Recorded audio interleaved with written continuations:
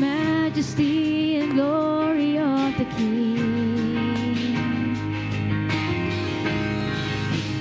He has filled our hearts with wonder, so that we always remember you and I were made to worship. You and I are called to love. You and I are forgiven and free. You and I embrace surrender. You and I just to believe. Then you and I will see we were meant to be. And even the rocks cry out, and even the heavens shout at the sound of His holy name. So every voice sing out, every knee bow down. Is worthy of all our praise. You and I is great to worship. You and I just to believe. Then you and I will see. You and I embrace surrender. You and I just to believe. Then you and I will see. You and I will see. You and I are made to worship. You and I are called to love. You and I are forgiven and free. Yeah. You and I embrace surrender. You and I just to believe. Then you and I will see we were meant to be. Yeah. We were meant to be.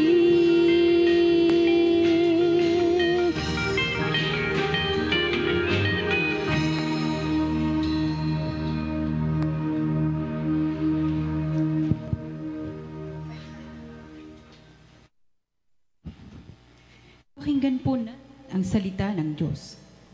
Nang oras na ng paghahandog, lumapit si Propeta Elias sa altar at nanalangin. Sinabi niya, Panginoon, Diyos ni Abraham, ni Isaac at ni Jacob, patunayan ninyo sa araw na ito na kayo ang Diyos ng Israel at ako ang inyong lingkod. At ginawa ko ang lahat ng ito ayon sa utos ninyo. Panginoon, dinggin niyo po ako para malaman ng mga tao na kayo ang Panginoon, ang Diyos, at nais niyo silang magbalik loob sa inyo. Purihin natin ang Panginoon na siyang tunay na Diyos.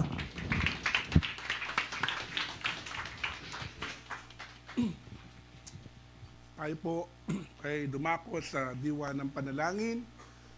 O Ama naming Diyos na makapangyarihan sa lahat, nagpapasalamat kami sapagkat Ikaw ang Diyos na nagbigay sa amin ng pagnanasa at kakayahan, Panginoon, na makadako sa lugar na ito. Dalangin po namin na may handog namin sa iyo ang amin pong buong oras na paglagi sa lugar na ito upang Ikaw ay amin pong mapapurihan, maparangalan at maitanghal amin pong kalagitnaan. Salamat, Panginoon, sapagkat patuloy mong iniingatan ang bawat isa. Salamat po, Panginoon, sapagkat binibigyan mo kami, Panginoon, ng kalakasan, amin pong pisikal na pangangatawan upang magampanan namin ang aming mga tungkulin na ipinagkaloob mo sa amin, magamit ang bawat kaloob na siyang ipinagkaloob mo, Panginoon, sa bawat isa. Narito kami, Panginoon, nagkakatipon sa iyong dakilang pangalan.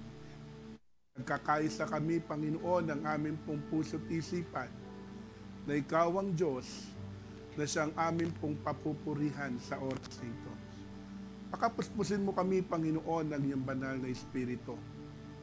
Gawin mo, Panginoon, na maging sensitibo ang bawat isa upang sa gayon, Panginoon, ay aming pong mapagtagumpayan ang anumang pong gawa ng kaaway sa mga oras na ito. Dalangin po namin na tulungan po ninyo kami na maituon lamang po namin ang aming pong mga isipan sa paraan na nais mo, Panginoon, na Ikaw ay aming pong paglilingkuran, Panginoon, sa oras na ito. Tunay nga po na ang oras na ito ay napakahalaga na ikaw ay amin pong makatagpo sa lugar na ito. Naniniwala po kami na ang iyong presensya, Panginoon, ay nasa amin pong kalagitnaan. Sapagkat sinabi po ninyo sa iyong salita na 2 o 3 na nagkakatipon sa iyong banal na pangalan, ikaw ay nasa amin pong kalagitnaan. Ikaw ay tapat sa iyong mga salita at mga pangako. Kaya naman kami, Panginoon, ay lubusang nagtitiwala sa iyo. Salamat po. Pangunahan po ninyo ang lahat ng mga manggagawa na gagamitin mo, Panginoon, sa gabing ito. Ito po ang aming pong dalangin sa pangalan ni Jesus na aming Panginoon. Amen.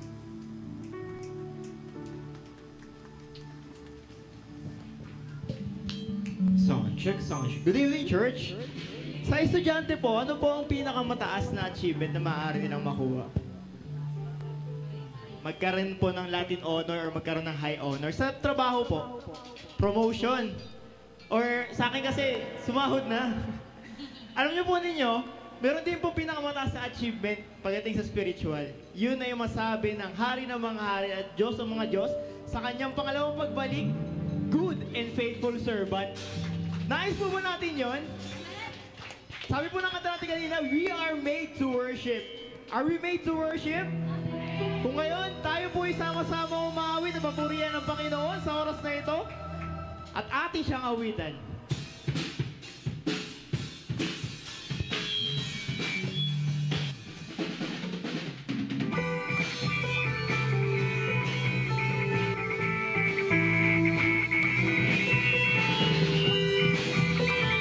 Thank you, Lord, for your presence. We forever praise and worship. I'm reaching for the prize. I'm giving everything. I give my life for this. It's what I live for. Nothing will keep me from all that you have from me. You hold my head up high. I live for you. Greater is He that's living in me than He that is in the world. Faith, I can move the mountain. I can do all things through Christ. I know faith, standing and believing, I can do all things through Christ, who strengthens me. Truly that you are our strength, and you are our hope. I'm reaching for the prize, I'm giving everything. I give my life for this, it's what I live for. Nothing will keep me from all that you have for me. You hold my head up high, I live for you. Greater is He that's living in me than He that is in the world. Faith, I can move the mountain, I can do all things through Christ. I know faith, standing and believing, I can do all things through Christ, who strengthens me. Faith, I can move the mountain, I can do all things through Christ. I know faith, standing and believing, I can do all things through Christ, who strengthens me. Where is He? Where is He that's living in me, that He that is in the world?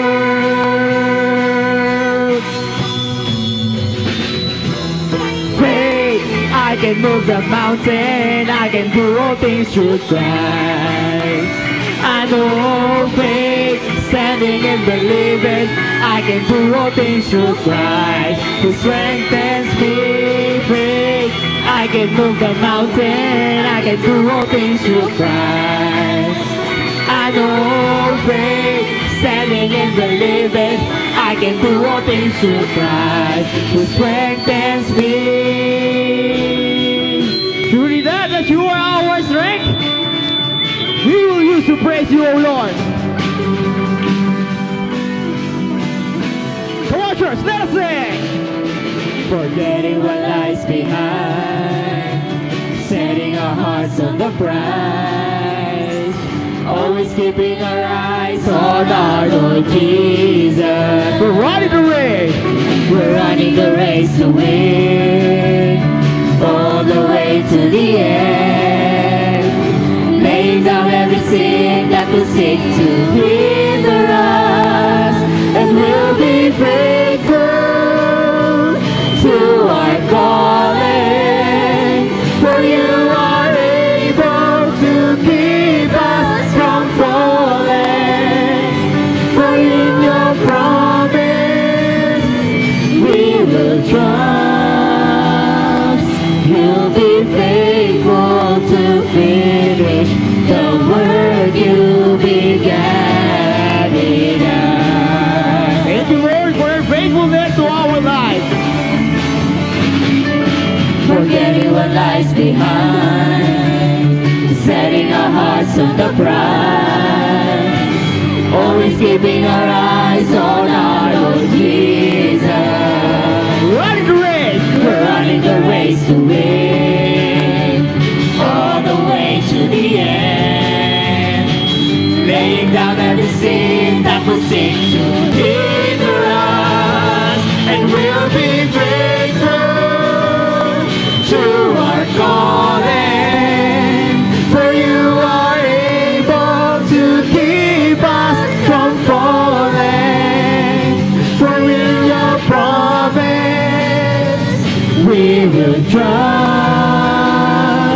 You'll be faithful to finish the work you began in us, and we'll be faithful to our calling.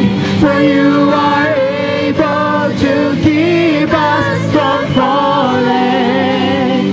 For in your promise we will trust.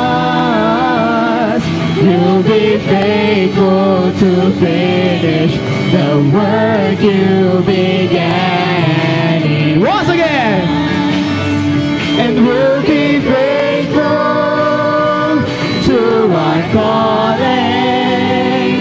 For you are able to keep us from falling. For in your promise we will trust. You'll be faithful to finish the work you began in us, and you'll be faithful to finish the work you began in us, and you'll be faithful to finish the work you began in us. Truly that you are our kings, and you are worthy to be praised, O Lord.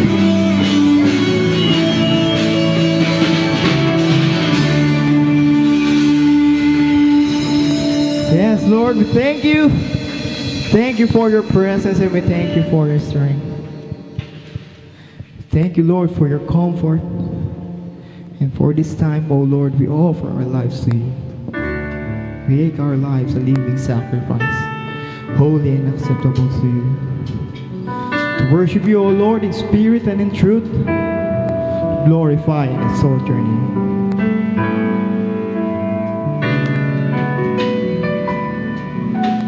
Surrender, O Lord,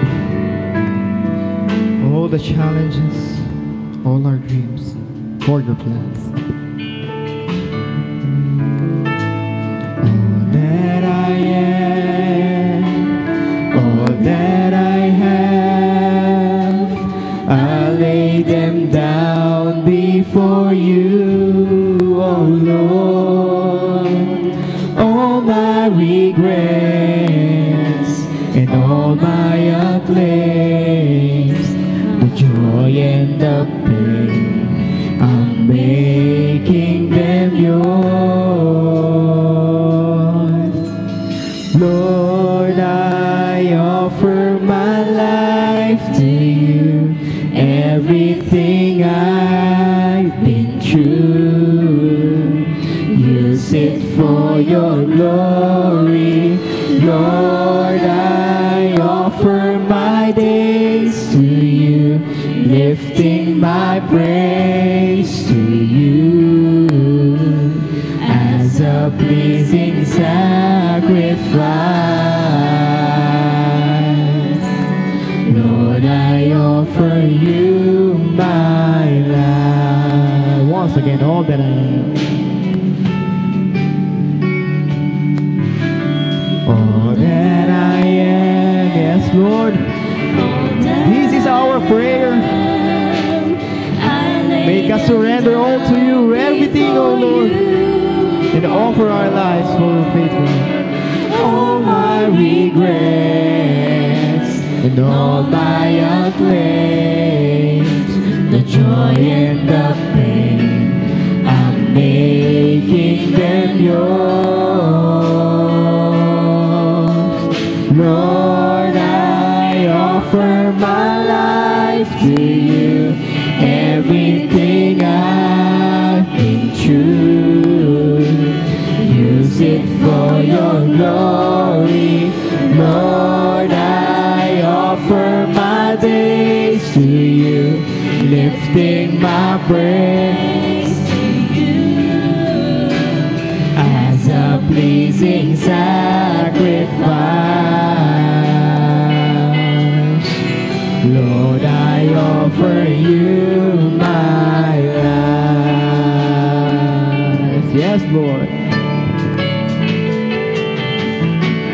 Things in the past, things yet unseen, wishes and dreams that are yet to come true. All of my hopes and all of my plans, my heart and my hands, I lift it to you. Lord, I offer my life to you, everything I've been through. Use it for your glory. Lord, I offer my days to you, lifting my praise to you as a pleasing sacrifice. Lord, I offer you my, Lord, I offer my life to you, everything I've been through. Use it for your glory. Lord, I offer my days to you, lifting my praise to you as a pleasing sacrifice. Lord, I offer you my, Lord, I offer my life to you, everything I've been through. Use it for your glory. Lord, I offer my days to you, lifting my praise to you as a pleasing sacrifice. Lord, I offer you my life. What can we give that you have not given? And what do we have that is not already yours? All we possess are these lives we're living, and that's what we give to you, Lord. We give to you, Lord. Lord, I offer my life to you, everything I've been through. Use it, Lord. Use it for your glory. Lord, I offer my days to you, lifting my praise to you a pleasing sacrifice. Lord, I offer you my Lord, I offer my life to you. Everything I've been through, use it for your glory. Lord, I offer my days to you, lifting my praise to you as a pleasing sacrifice. Lord, I offer you, Lord, I offer you, Lord, I offer you my life.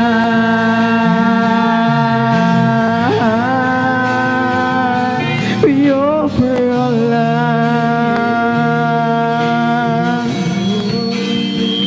You are worthy, Lord, our healer, comforter, our redeemer. We praise you, we glorify, we exalt your name forever. You are Savior, Creator, worthy, King of kings and Lord of lords forever. You are Lord. Oh,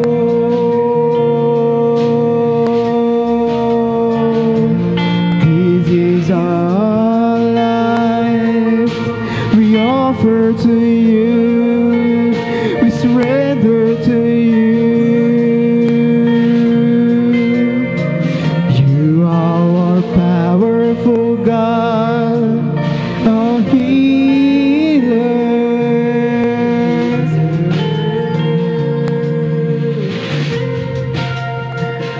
We thank you.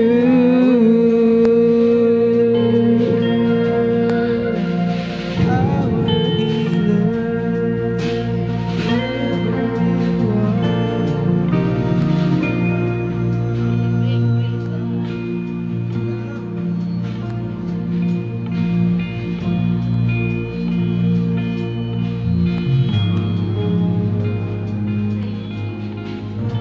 Sa Diyos ang papuri at pagsamba, nararapat siyang papurihan at dakilain, Panginoon. Maraming salamat, Panginoon, sa iyong presensya sa oras na ito.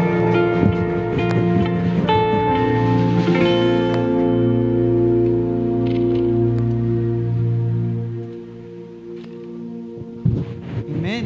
Purihin ang Panginoon na siyang dakila, walang katulad, tunay nga napakabuti. Amen po ba? Amen. Maulan pong gabi at syempre maulang pagpapala sa Panginoon dahil once again we are gathered here this night to worship and sing together. Sino po dito nakaawit sa ating Panginoon? Amen. Di ba po, napakasarap magpuri sa Panginoon knowing that His presence is dwelling with us. And in His presence, we feel comfort. Maybe right now, our hearts are maybe heavy, but again, in God's presence, there is comfort. And in God's presence, there is strength. Maiba, galing sa work, maybe naulanan, but still, God gives strength in all of us. Then again, He is worthy to be praised. Kaya purihin po siya sapagkat sino nga ba ang papantay sa kadakilaan ng Panginoon? Sino pa nga ba ang papantay sa kabutihan at sa pag-ibig na naramdaman at pinaranas niya sa atin? Pwede po bang palakpakan natin ang Panginoon sa oras pong ito? Amen. Napakadakila po niya. So sa oras pong ito, mga kapatid, once again, we are called. We are called to be here to again praise Him, and it's not limited to just singing. It is also part of giving thanks. Pagbibigay, pasasalamat. Napakabuti po ba ng Panginoon sa buhay po ninyo? Amen. Sino po dito yung nakaramdam ng kabutihan ng Panginoon this day? Amen. Maybe may tulo yung bahay mo ngayon, but God is so gracious because He is so, nandito ka ngayon, hindi po ba?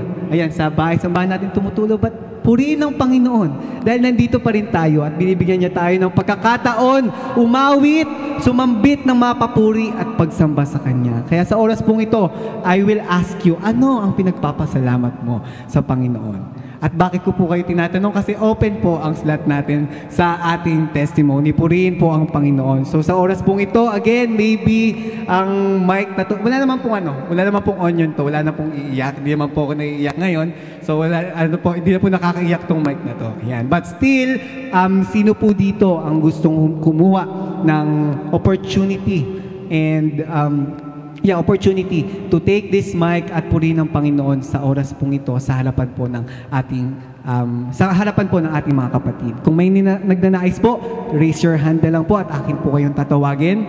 At naway, alam ko po yung pangalan po ninyo. But anyways, sige po, akunin ko na rin ang opportunity. Sa oras pong ito, ako po yung nagpapasalamat dahil despite of heavy rain, orange rainfall po ata tayo for the last 2 days, but I thank God for safety. Yan. I thank God for the pag-iingat po sa bawat isa sa atin at ganoon na rin sa nangyari po nung kahapon po ba yun? Tama ba ate? Kahapon po yun nangyari nung nag-ask rin po kami ng prayer.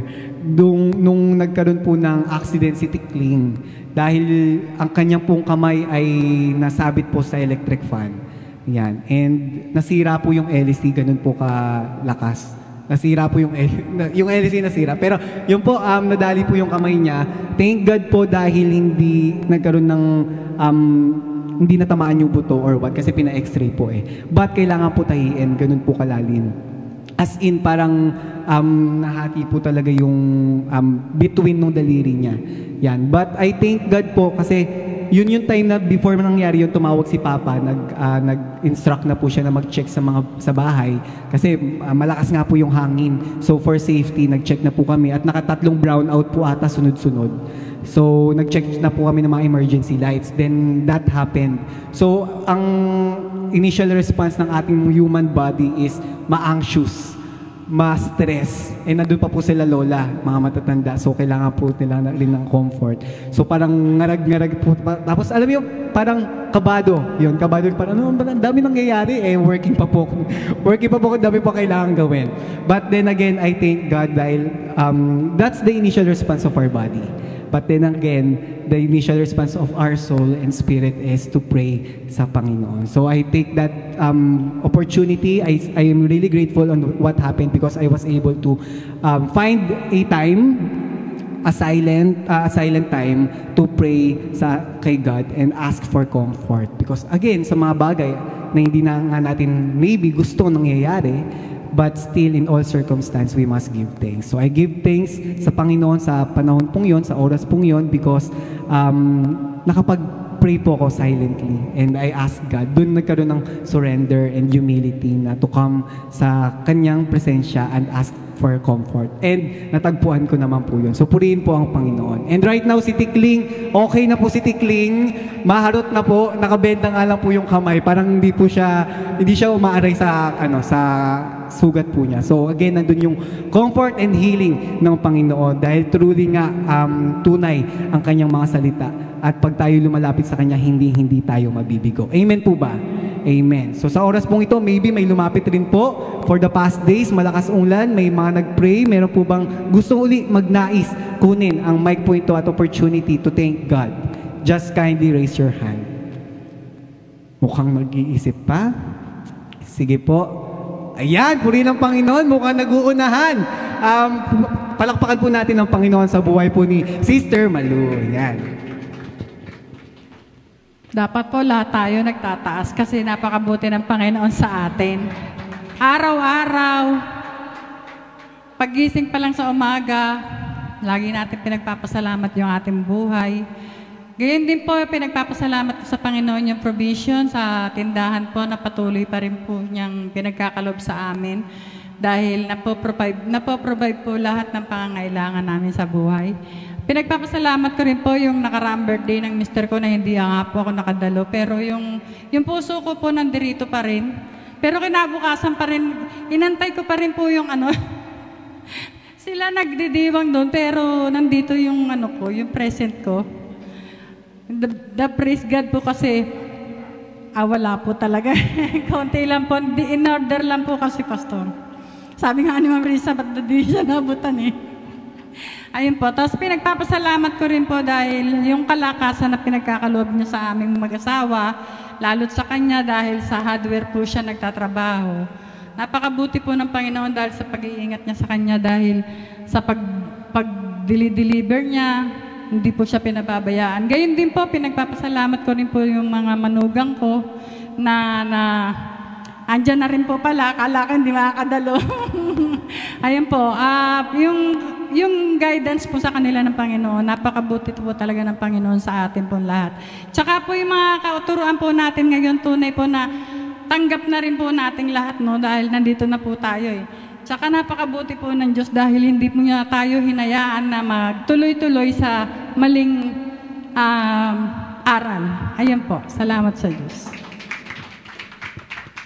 Amen. Salamat po sa Panginoon, and at the same time, ako, Sis Malu, nagpapasalamat rin po ako sa buhay po ninyo dahil you being alone is an act na napapalakas niyo po ako. Ayan. So, pati po sa family po ninyo. So, purihin po ang Panginoon dahil napaka-faithful ng Panginoon sa bawat pamilya nandito sa church. Amen po ba? Amen. Sa oras rin pong ito, tawagin ko na rin po ang isa po sa ating kapatid na siyang magpapasalamat sa ating Panginoon. Walang iba, napakaganda. Wow, ayan. Wow, napakaganda. Ayan, si Sister Rosenda San Miguel. Palakpakan po natin ang Panginoon sa buhay po niya. Jollibee tayo mamaya, Carla. Good evening po. Ako din po ay nagpapasalamat sa maraming bagay sa Panginoon. Nung Sunday pa po talaga dapat. Ayan, kulang lang ng pagtaas ng kamay. So, unang-una po, nagpapasalamat ako sa Panginoon. Second, try ko po ngayon ng this year, ng HSG, yung kung saan po ako na-detect na merong hydrosalpinx. So, nag-try naman po kami ngayon sa St. Luke's. Ayun po. Traumatic po yung Chinese kasi bukod po sa, yun nga, yung result, sobrang sakit po ng procedure. Ito pong nung nag-try po kami sa St. Luke's, wala po ako naramdaman. Posible pala yun.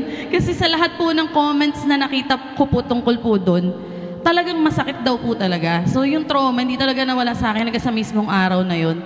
Kaya sobrang nagpapasalamat ako sa Panginoon, nawala yung trauma na yun. So hindi po, wala talaga ako naramdaman po doon sa na yun. Kaya parang kahit buwan-buwan na ako magpa-HSG ngayon, okay lang. Yun po. Pangalawa pa, so, na po nila, wala pong nakalagay sa result ko na may hydrosalpinx ako. Pero po yung isang part ng fallopian tube ko nga po ay hindi po siya fully open. Pero yung isa po is okay. So sabi naman po ng doctor, as long as you have one open tube, sapat na po yun. Yun nga lang po talaga, more chances of winning kung both ay open. Pero syempre, sa Panginoon pa rin po kami. Hindi naman po nawala yung hope namin ni Kele sa Panginoon. Wala lang po kaming pera. So, yun po. So, salamat sa Panginoon ngayon. I'm back dun sa amin pong fertility workup. Yun po. Pangalawa, nagpapasalamat po ako sa Panginoon sa kagalingan dun sa anak ni Ara. So, at the age of 32, ginawa po niya akong lola. Parang yung nanay lang 42. So, ako po 32, lola na po ako. So, salamat po dun kasi iba talaga pag may baby. Lalambot talaga yung puso mo kahit nagmamatigas ako kay Ara. Pero at least napag-uusapan na po namin ulit ngayon yung mga spiritual na bagay. Pangatlo po, nagpapasalamat ako sa Panginoon sa pag-sustain po niya sa akin. Una, sa lakas.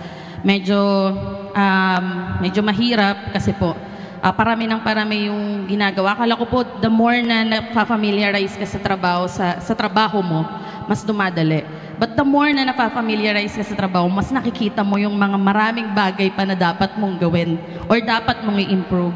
So medyo pagod-paguran po ngayon, pero salamat sa kalakasan na binibigay ng Panginoon. Also, bukod po sa physical strength, sa emotional strength, alam naman din po ninyo, lahat naman tayo nagdaan po doon. One thing na naging mahirap po sa akin, akala ko nga po talagang napakalakas ko emotionally. Kasi alam naman po ni Kelia, napakabihira ako talagang umiyak eh. Pero nagkaroon din ako ng trauma talaga. Nalaman ko lang na it was a trauma when every time I see that word na yun, hindi ako makahinga. Yung parang sobrang balisa ako talaga na yun, mga 3 araw na magkakahiwalay na hindi kami nakakatulog ni Kel. Kaya medyo, alam niyo naman po pag na-stress ako, stress eating. So yun na naman, gano'n na naman. So yun po, isa pa sa hindi ko na-imagine na mangyayari is magkakahiwalay kami ng best friend ko. Kasi mula pagkabata, ano na yan, magkasama na kami niyan. Kahit hindi intention, magpinsan yung naging mag-asawa namin. So hindi ko po na-imagine na darating kami sa pagkakataon na to. But I entrust everything to God. I know He has better plan for me, sa ating lahat. Kaya salamat dun sa ano. Ngayon po medyo recovering. Pero yun nga, pag naririnig ko pa rin talaga yun, meron pa rin talagang ano yung heart ko, pounding talaga siya kapag may nakikita or nababasa akong ganong word. And also sa, yun po, sa financial blessing, salamat sa Panginoon. Medyo less po ang aming financial, ngayon, isipin. So medyo okay po kami ngayon pagdating po sa bagay na yun. Pang-apat, salamat po dun sa 10 years ko na po ngayon sa work. Although may 3 years po ako sa una kong work, pero 10th year ko na pong sineselebrate yung work ko ngayon kasi meron yung cash sa school namin. Pero ang mas sineselebrate ko po this September, 20 years na po ako sa Panginoon. So salamat po sa Panginoon sa kabutihan niya, sa pag-sustain niya po sa akin na hanggang ngayon ay tuloy-tuloy. Itong pangyayari po na to, nakita ko po dito.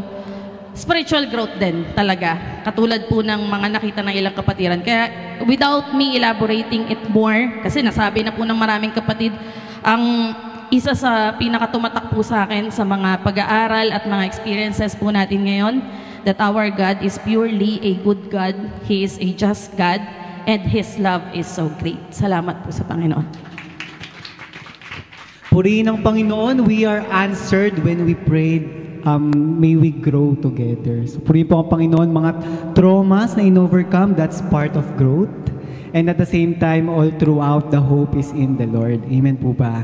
Amen. Sabi, ang ganda lang rin sinabi nating kapatid, pag nai-stress, nagkakaroon ng stress eating. Marami pong taong ganun. Pag nai-stress, nagkakaroon ng stress eating. Nag-amen si Pastor. Yan, nagkakaroon ng stress eating. Pero mukhang maganda rin po, yung pag tayo na stress, mama na ng patataya, magkaroon din tayo ng stress reading. Reading the Bible. When you are stressed, go read the Bible because again, the comfort can be found sa ating Panginoon at sa Kanyang salita. Kung kaya sa oras rin po ito, meron po tayong kapatid rin na gusto at nais magpasalamat at dahil tayo po'y live at marami pong nanonood sa atin. Hello po, isa po siya sa mga nanonood po sa atin at siya po'y magpapasalamat ng online. Online po ba or live? Ayan. Asistahan po tayo ng ating media team at siya po yung magsasalita po via screen. At walang iba kundi si Sis Maan Sundian. Palakpakan po natin ang Panginoon sa kanya pong buhay.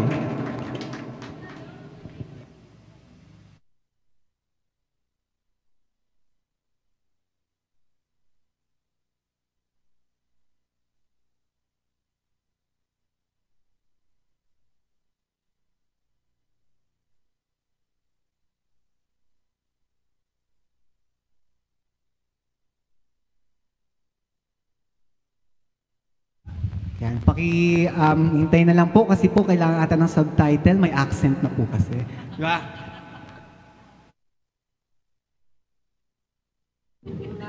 Sa aking panalangin, pagpunto kasi na nagkaroon ng usapin sa ating iglesia. Hindi ko mga kapatid, kaya niya na patuloy na pinagkakalog sa bawat isa sa amin dito. Magbuhat ng kami ay lumipat. Tugunan sa aking panalangin. Magbuhat po kasi ng nagkaroon ng usapin sa ating iglesia. Ako po ay nakaramdam ng kalungkutan. At ako rin po ay nakaramdam ng takot. Sapagkat sa mga panahon namin, mga nagtatanong sa akin kung ano po ang aking stand or paniniwala, wala po talaga akong maisagot. Sa totoo lang, kasi po, hindi ko po talaga lubusang naunawaan. Wala po akong karunungan ang sagutin ng bawat tanong nila. Kaya naman po, nanalangin ako sa Panginoon at humingi ng karunungan tulungan niya akong madesisyonan or paniwalaan ang nararapat. Kaya naman po, napakabuti ng Panginoon. Tinugon niya ang aking panalangin. Hinihiyaan niya ako ng karunungan at ng isip or pangunawa, pangaunawaan, makaturuan na dapat kong paniwalaan. Nagpapasalamat ako sa buhay ng ating mga lingkod. Patuloy niyang binibigayaan ng karunungan, ang kalakasan, upang maipahayag ng mabuti at maayos ang kanyang mga salita. Nagpapasalamat ako sa media, nagiging way upang makapakinig ng mabuting balita at maunawaan pa ang dapat maunawaan. Kaya humihingi pa rin po ako ngayon ng dalangin. Tulungan po ninyo ako na ipanalangin sa Panginoon na maunawaan pa ang dapat kong unawain upang magpatuloy sa paglilingkod. Sa mata ko ay malayo. Mahirap din po sa akin. Hindi rin po kami pareho ng anak ko. Nanalangin ako sa Panginoon ng kalakasan upang mapagtagumpayan. Nararamdaman kong kalungkutan na ito. Nawa, ang araw or Sunday, maunawaan din ng anak ko kung ano man yung kanyang paniniwala talaga. Nanalangin ako sa Panginoon at magtitiwala ng buong puso. Sapagkat alam kong wala kaming kakayanan. Sapagkat sa Kanya lamang talaga nagmumula ang lahat ng karunungan. Dapat nating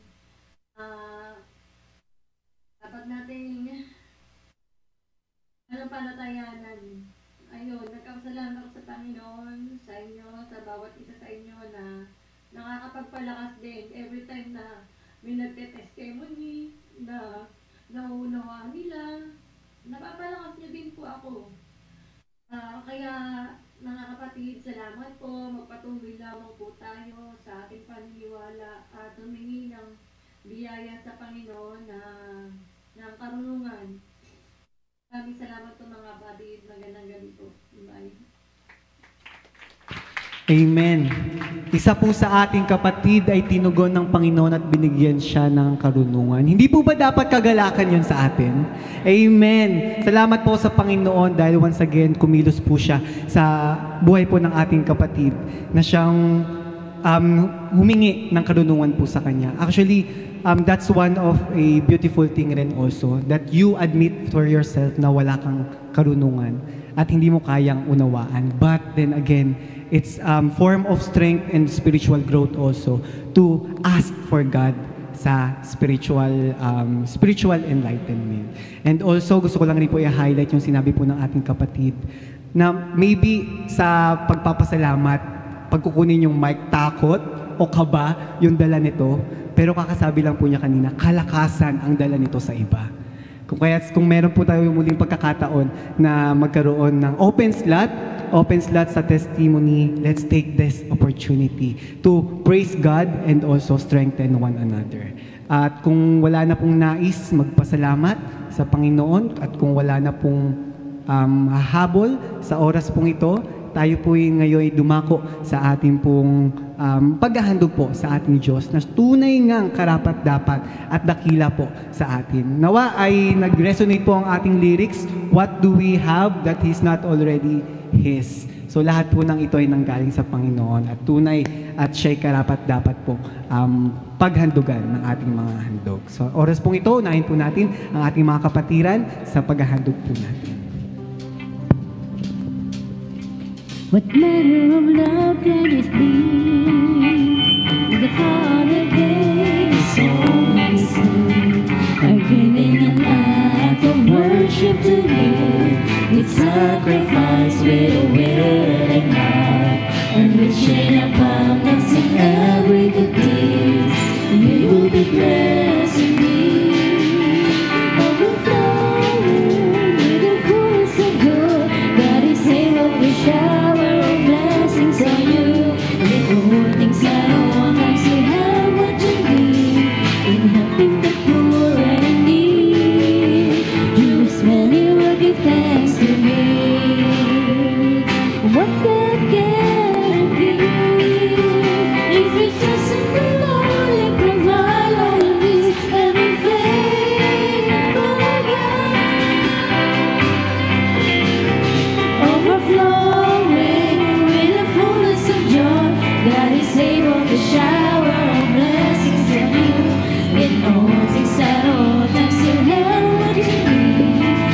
and in the poor and in need. Do us well, you will give thanks to me.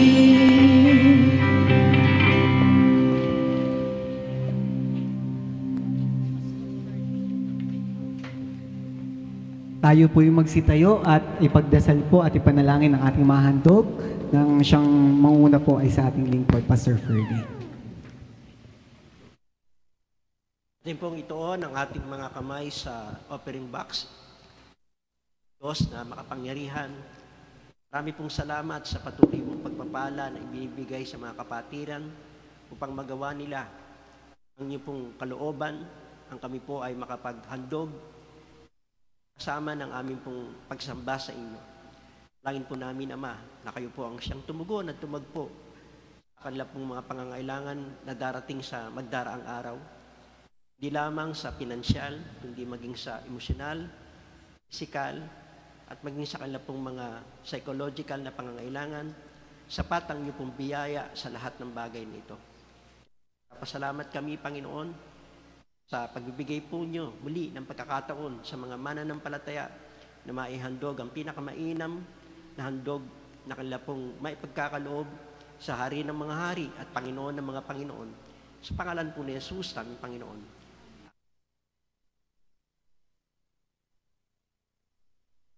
Amen. Dakilain po ang ating Panginoon sa pamamagitan din po ng bawat handog na ating hinihandog sa oras pong ito.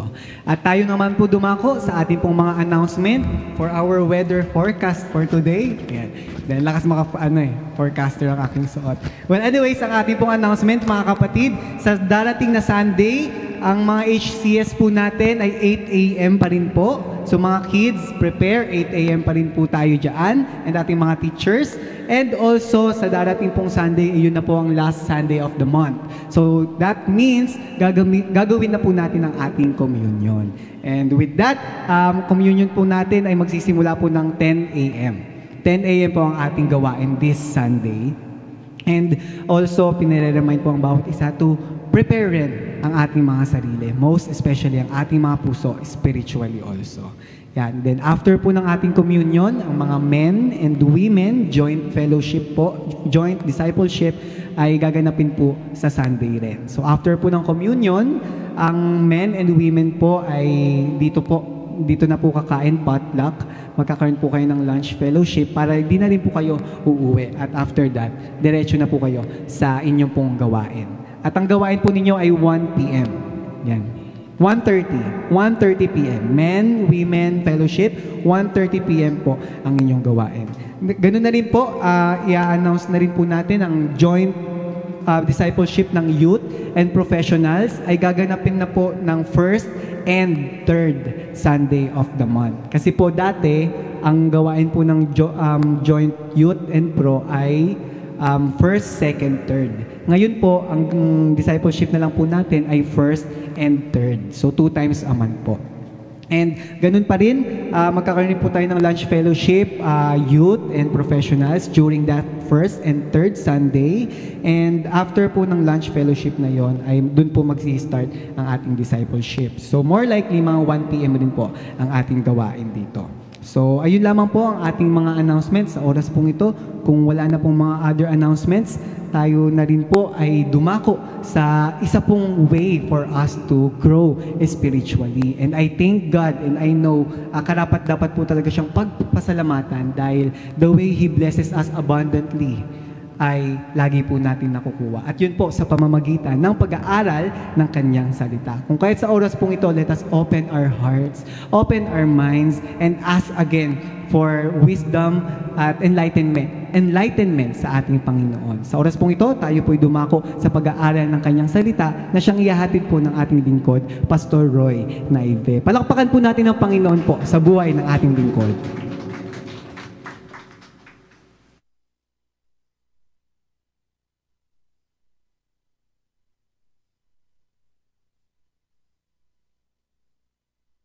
Magandang gabi po sa bawat isang ininako ng Panginoon ang Kanyang pangyapak sa lugar na ito. Tayo po ay panandaliang tumayo para sa ating pong pananalangin muli sa ating Panginoon. Maraming Diyos, salamat po sa oras na ito na patuloy mo kaming sinasamahan upang kayo po ay mapupurihan sa pamagitan, Panginoon, ng pag-aaral ng iyong salita. Sa mga taong amin pong makikita sa iyong aklat, nawa ay patuloy nga po na magbigay ng aral at pamumuhay ang mga matutunghayan po namin sa taong aming papaksain sa araw na ito. Nawa ay patuloy nga kayo po ang tunay na tagapagturo at mapakinabangan ng bawat idinako mo sa lugar na ito at sa mga taong nais mapakinggan ang pangangaral na ito sa gabi pong ito. Salamat po Diyos, sapagat sa inyo po ang papurit pasalamat sa pangalan po ni Kristo Jesus na ang Panginoon. Amen.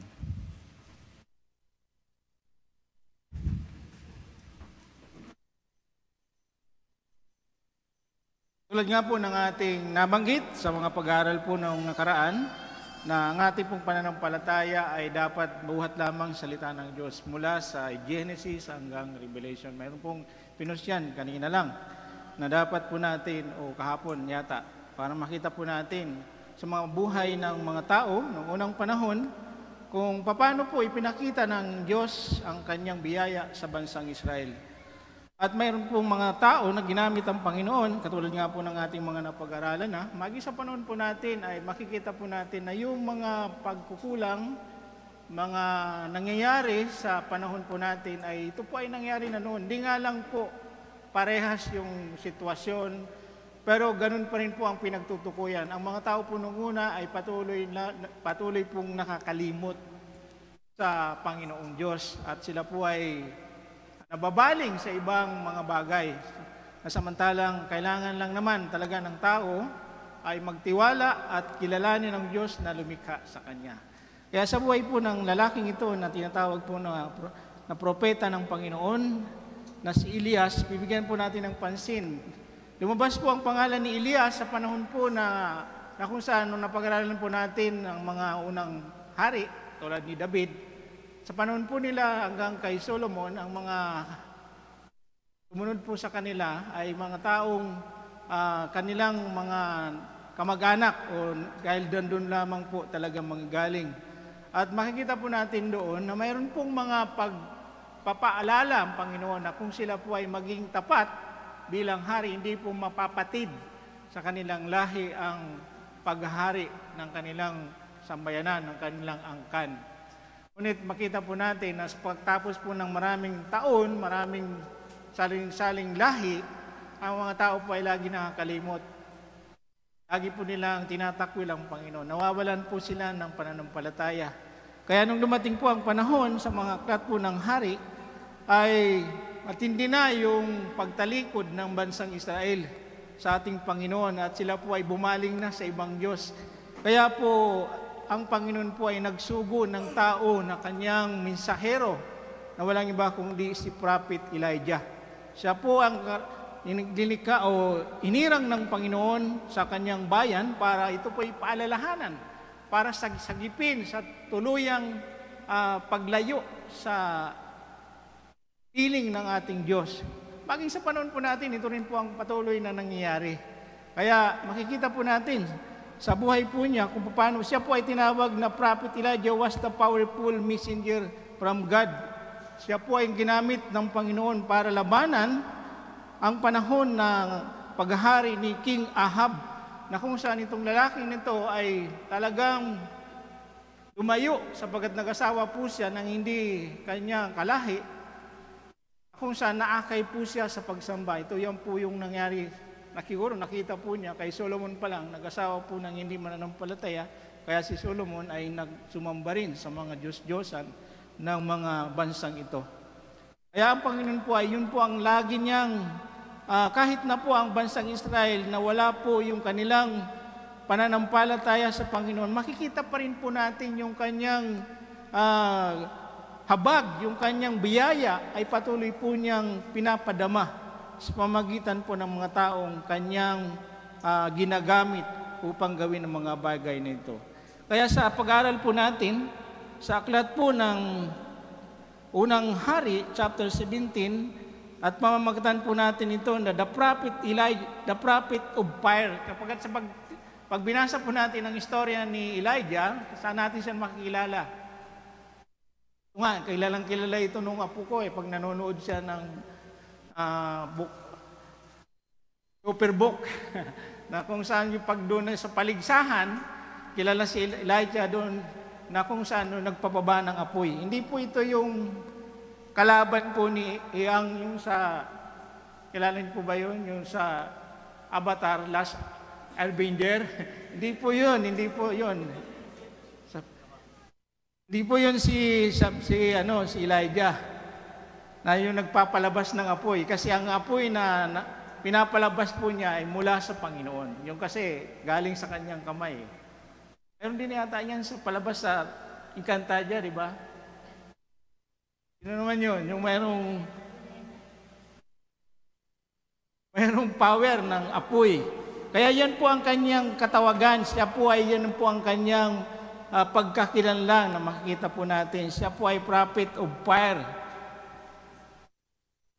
Pero kahit ganun po ang kanyang kalagayan, marami po tayong matutunan sa buhay niya. Kasi bilang tao, natural po talaga, bilang lingkod ng Panginoon, tao ng Panginoon, hindi po lahat naman ay magagawa mo talaga.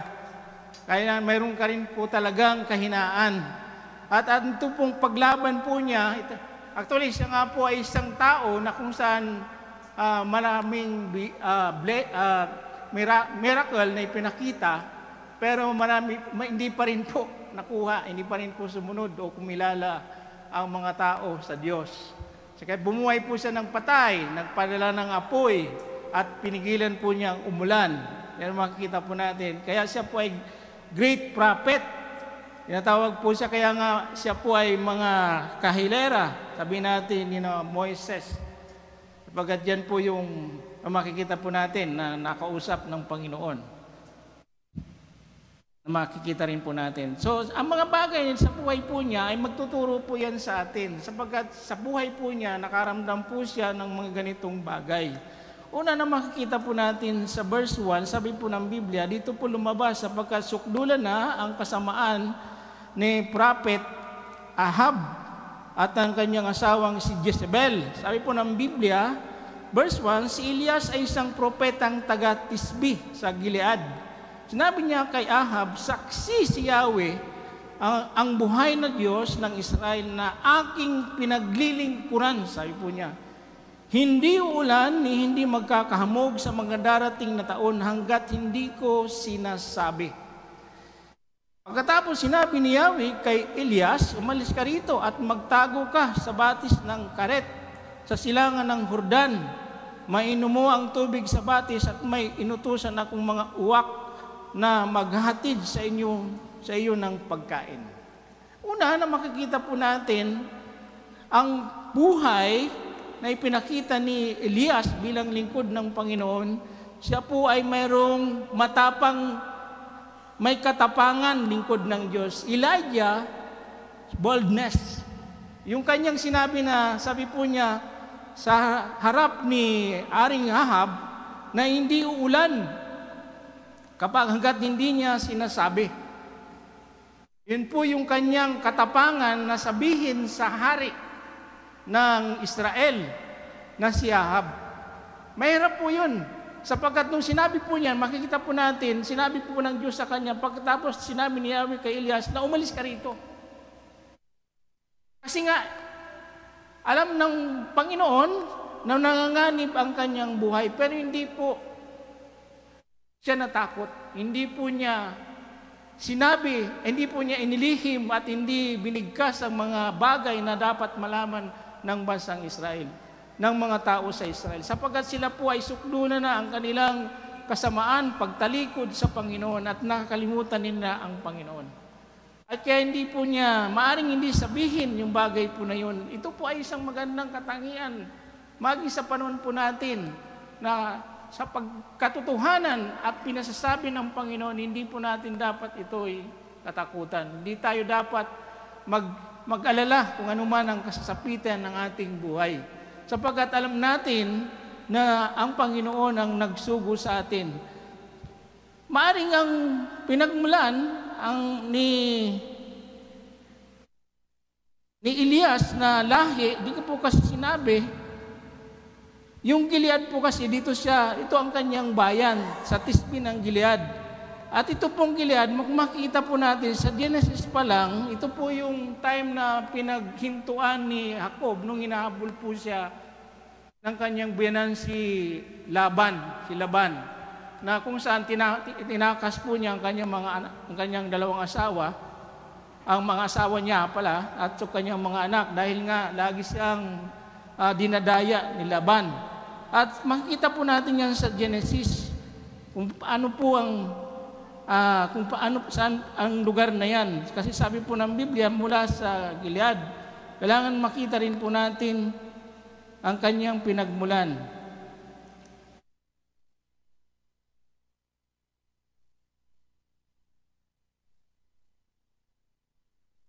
Doon pa lamang po sa Genesis, makita po natin, sabi ng Biblia, hinabol ni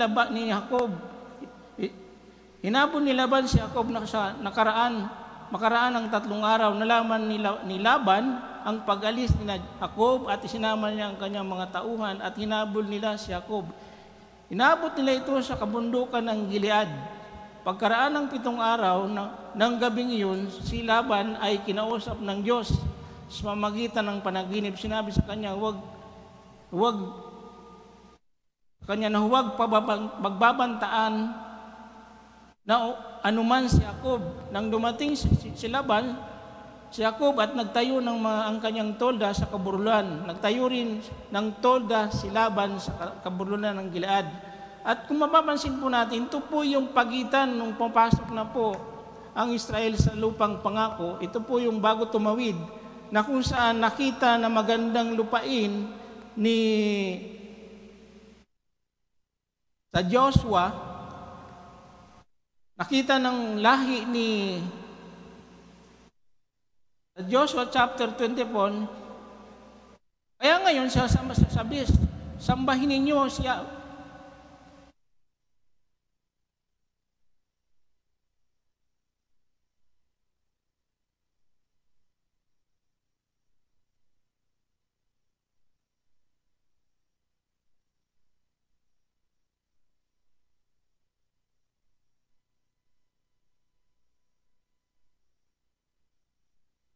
Yung panahon na ayaw ng lahi ni Ruben at ni Manases, na ayaw na nilang sumama sa tumawid sapagkat maganda yung lupain. Ito po yung tinirhan nila.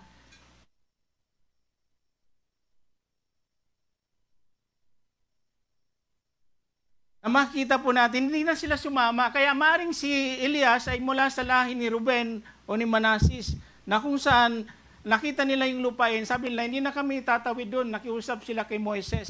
Pero sabi ni Moises, kapag ginawa nyo yan, matatakot, hindi nyo nasasama ng yung ibang kalahi, baka hindi na sila matakot sila. Kasi nga, ganda na yung lupain, doon na nilang tumira doon. Ayaw na nilang tumawid, ayaw na tumulong. Pero sabi ni Moises, kailangan tumulong pa rin kayo. At kung hindi kayo tutulong, hindi mapasa sa inyo ang lupain na yan. Kaya nagkasundo po sila. At doon nga po, nagmula si Elias, sabi po ng Biblia. Kaya ang kanyang pagiging propeta ay makikita po natin na siya po ay mayroong katapangan na lingkod ng Diyos. At pagkat pinakita po niya kung paano po niya sawayin at pagsabihan ang hari. At sabi po ng Biblia, balik po tayo sa 1 King chapter 17, na pinakita po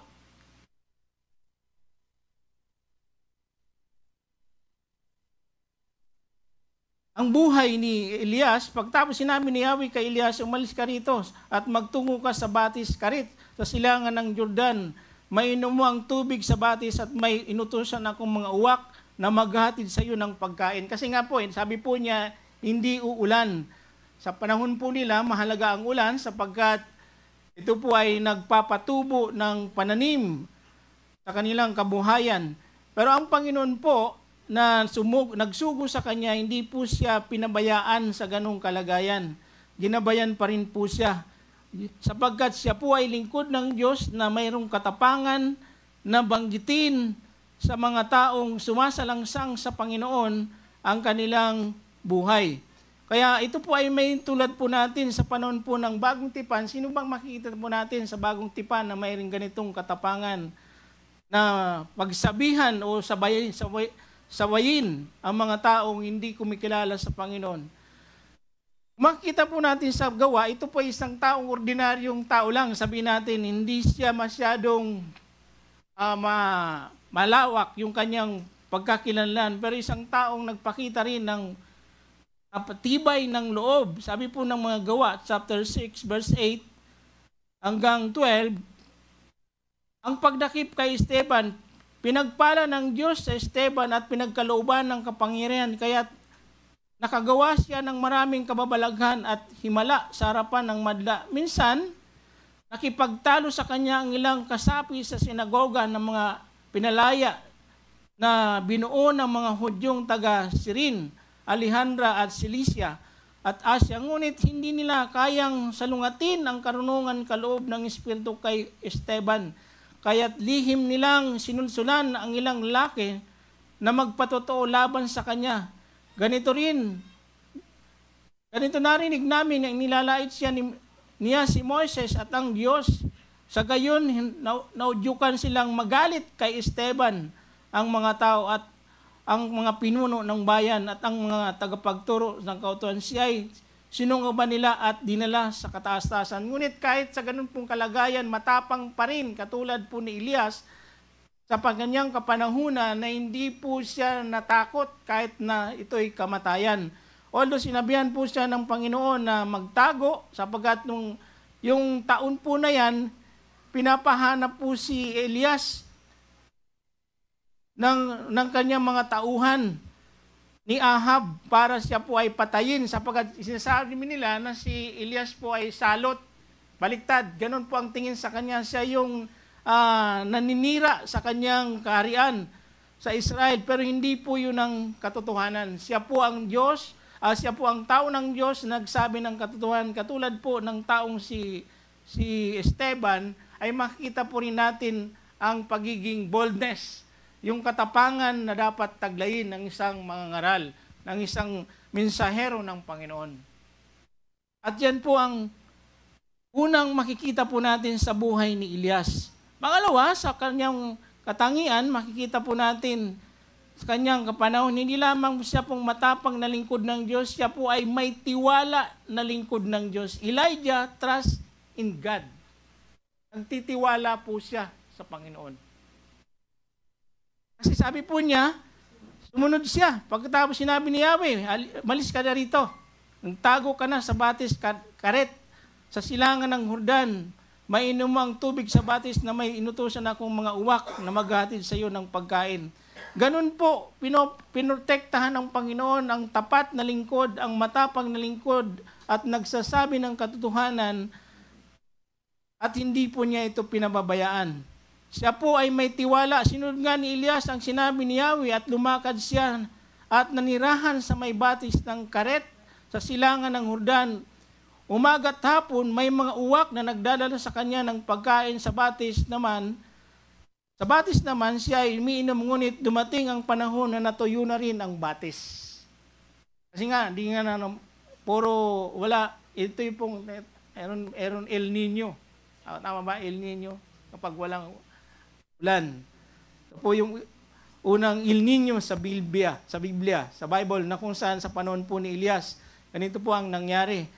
Sana natin may tutulad si Elias na mayroong tiwala. Yung salita pong sabi niya, umalis ka rito. Ito rin po ang, kung maalala niyo po, yung kanyang pagsunod at pananampalataya o pagtitiwala sa Panginoon ay makikita po natin sa ating ninunong si Abraham. Nakaraan, binabanggit po sa atin na tayo po ay sa lahi ni Abraham sapagkat tayo po ay katulad po niya sa kanyang pananampalataya.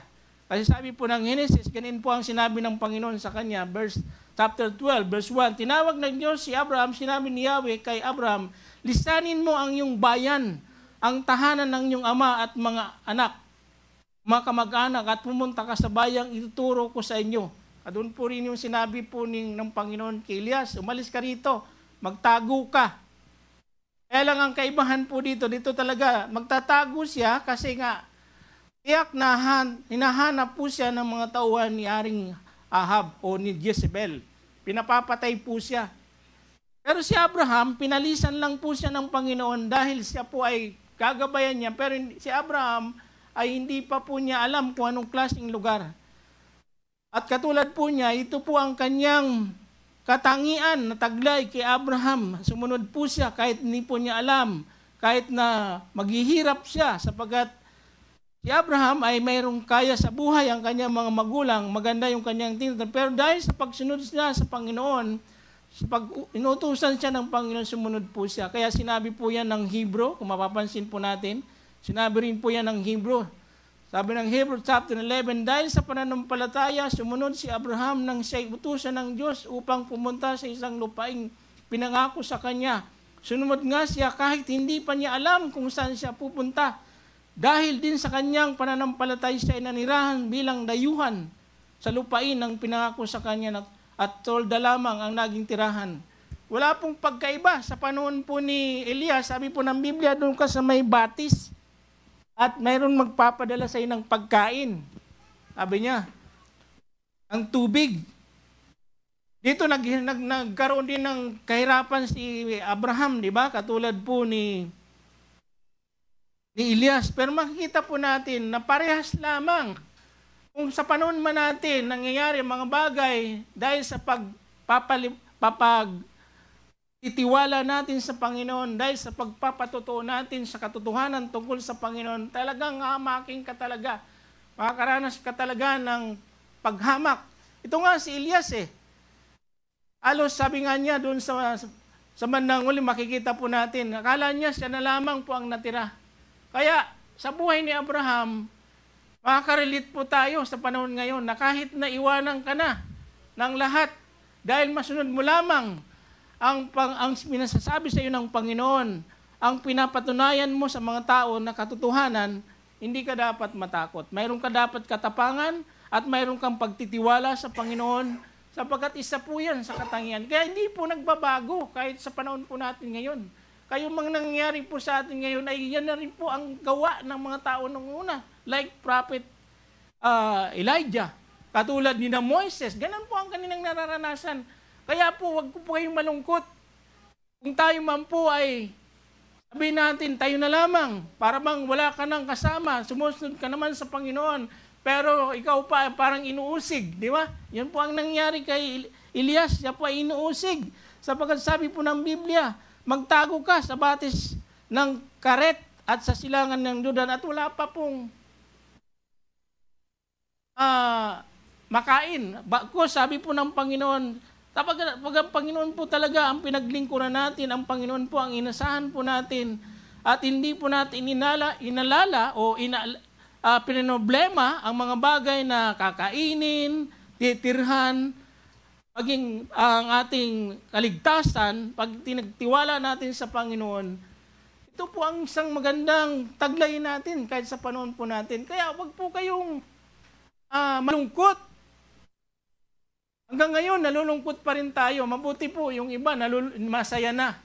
Yun po kasi ang problema Tayo po ay nalulungkot sa mga bagay na pinapaliwanag lang naman sa atin ang katotohanan, ang mga totoong mangyayari, buhat sa Panginoon ay hindi po natin dapat kalungkot. Bagkus, matuwa po tayo. Kakatuwa nga po yung iba sapagkat naunawaan na nila.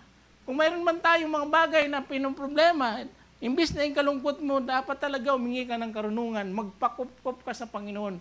Magtiwala ka sa Panginoon. Katulad po ni Elias, sabi po niya, tiwala siya na yung sinabi sa kanya, malis ka rito. Mayroon po siyang pagtitiwala sa Panginoon. Yan po ang katangian na dapat po nating tularan. Kahit sa panahon po noon, yan po ang nangyayari sa mga taong kanyang inutusan, kanyang mga lingkod, kanyang kapanahunan. Yan po ang makikita po natin na maliwanag. Sabi po ng Biblia, at nangyari nga po yun, may katapusan po talaga. Sabi po ng Biblia, sinunod nga ni Elias at sinabi ni Yahweh, lumakad siya at nanirahan sa may batis ng Karet at silangan ng Jordan. Umaga't hapon may mga uwak na nagdadala sa kanya ng pagkain, sa batis naman uminom siya. Pansin niyo po, yung ginamit po ng Panginoon, yung uwak. Yung uwak po ang ibon na para siyang buitres, di ba? Matakaw sa karne. Pero yun po ang inutusan ng Panginoon, mga imposible, di ba? Kumbaga, lalantakan na ng uwak yun, hindi na makakarating kay Elias, pero yun po ay ginamit ng Panginoon. Mga imposibleng bagay, pero naging posible sa Panginoon. Kapag nagtitiwala, yun po ang pagtingin na dapat po natin matutunan. Hindi lamang po ito dapat sa mga lingkod ng Panginoon. Dapat sa mga, sabihin natin, ordinaryong lingkod, ay ito rin po ang dapat natin taglayin o makita. Sapagkat yan po ang mga tao na hinirang ng Panginoon. At dito nga, makikita po natin na mayroon talagang mga tao noon na hindi naman talaga totally wala nang pagkilala sa Kanya. Mayroon pa rin pong pagkilala. Kaya nga lang, nagiging mas iba yung hatak ng kaaway sa mga tao. Mas marami yung taong nahuhulog sa kasalanan. Pero hindi po yan pinabayaan ng Panginoon. Palagi po niyang itinutuwid ang kanyang bayan. At maging tayo po. Ganun po kabuti sa atin ang Panginoon. At susunod, makikita rin po natin, hindi lamang po si Elijah boldness, Elijah trust in God, Elijah humility.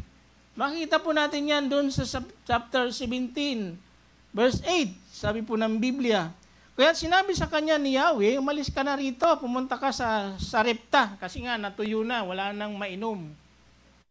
Una, makikita po natin, dahil sa ilang yon, walang tao doon, hindi siya, sabihin natin, tirahan ng mga tao, kaya yun po ang ginamit ng Panginoon. Ito pa ang sabi po niya, namanaw ng Panginoon, kasi nga hindi po niya maaaring pabayaan si Elias sapagat siya po ay lingkod po niya. Kaya sinabi sa kanya ni Yahweh, umalis ka rito, pumunta ka sa Sarepta, sa lupain ng Sidon. May inutusan akong isang byuda na magpapakain sa iyo roon. So, kita mo, ang Panginoon po, alam niya kung anong pangangailangan natin. Kaya pinapunta po siya sa isang byuda pa na imposible naman na mayroon pagkain sapagkat byuda, ibig sabihin, wala siyang karamay sa buhay at tanahon pa ng tagtuyot.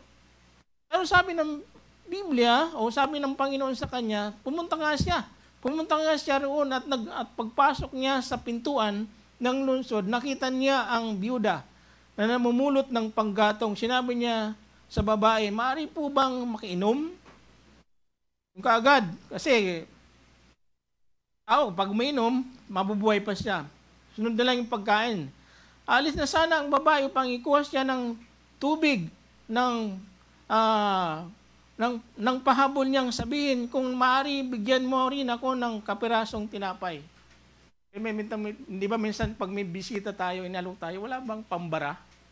Bigyan tayo ng soft drink, tubig, wala, binibiro natin. Ito yun. Dadagan mo na rin ng pambara para sa pag-inom niya. Bigyan mo rin ako ng kapirasong tinapay. Ano pang makikita po natin kay Elias? Siya po ay taong di lang may tiwala, mayroon siyang mapagkumabang lingkod. Kumaba siya doon sa babae na yon na kahit pinapunta na siya ng Panginoon. Sumagot ang babae, saksi si Yahweh sa inyong buhay na Diyos, sabi po ng babae, na wala na kaming tinapay.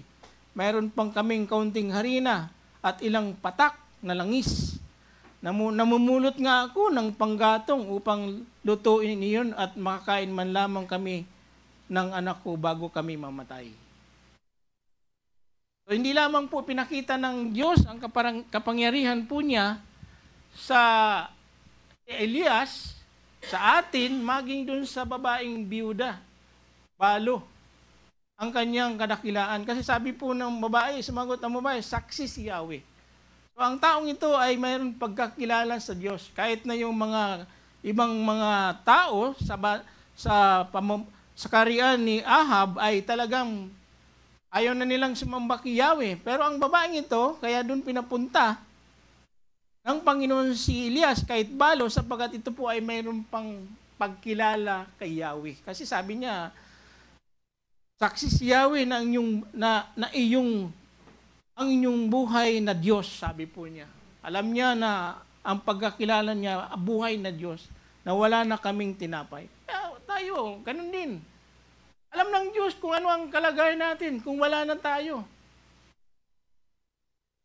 Alam niya yan, hindi niya yan nakakalimutan, hindi niya yan, kahit sa dinami-dami na ng tao, alam niya yung kalagayan natin. Kung ikaw ay nalulungkot, ikaw ay nahirapan malampasan yung mga problema sa iyong buhay, alam niya ng Panginoon, imbis na magmukmuka, imbis na tumigil ka sa paglilingkod, papurihan mo ang Panginoon. Hindi po dapat matigil, katulad ni Elias, yung kanyang paglilingkod bilang prophet dahil wala nang makain. Sa atin, ang nangyari, minsan yung nawala lang yung ating kasama, nalulungkot na tayo. Lungkot na tayo. Parehas naman tayo, nalulungkot. Pero mas mapalad po tayong narito kasi nanaman po natin yung katotohanan. Tama, di ba? Mas mapalad po tayo.